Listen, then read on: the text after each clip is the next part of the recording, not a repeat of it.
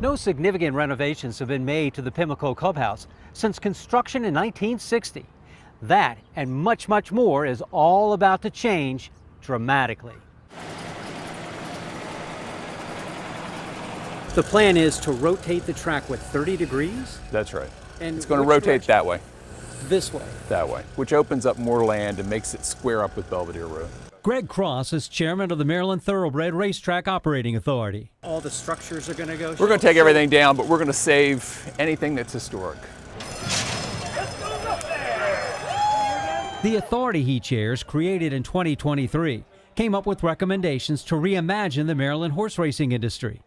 Under the plan, rolled into a newly passed law, Pimlico becomes the universe of Maryland racing, hosting 140 days of racing a year. Laurel will close, and a nonprofit will manage the industry. Racing will cover any operating losses from its purse account funded by lottery proceeds. This truly is a historic moment. Alan Foreman is president and CEO of the Maryland Thoroughbred Horsemen's Association. The not-for-profit model where we are consolidating, reducing expenses, reimagining the future. The Stronach Group sold Pimlico to the state for $1. In return, they get millions in a licensing fee each year.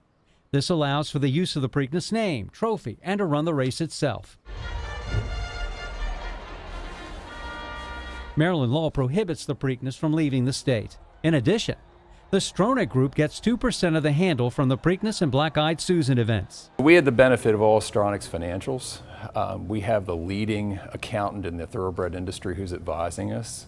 Frankly, they've been saddled with bad infrastructure, and the level of capital investment made by a private owner is just, it's outsized based upon the economic returns. So when we strip those away and we come away with a new facility and we have the horsemen doing it for themselves, we're confident it'll work. Here's the timeline.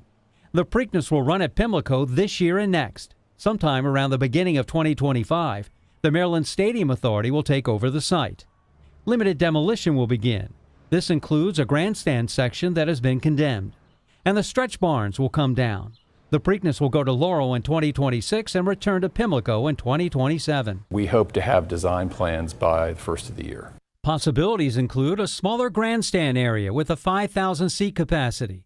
It will double as a 1,000-seat event space open year-round to the community. There'll be a dining facility, sports book, a hotel with views of the track. The infield will be reworked to hold festivals. A 2,000-space garage will be built to alleviate parking issues. It's an exciting time. We get to reposition ourselves. We get to plan for the future. A new training facility is planned. They've narrowed the list down to 2 locations.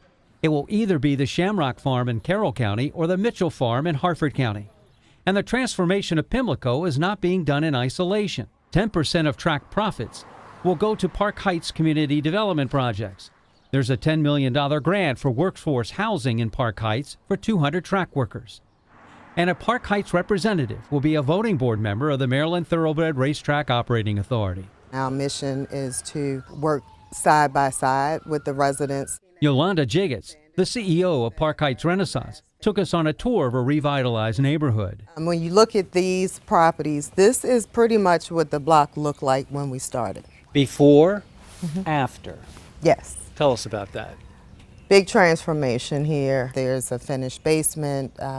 Many have gotten exterior decks and parking spaces in the rear, fireplaces. 22,000 people live in the 12 neighborhoods that make up the Park Heights community. Gentrification is not on the table. Eligible homebuyers will get a subsidy to make mortgage payments affordable.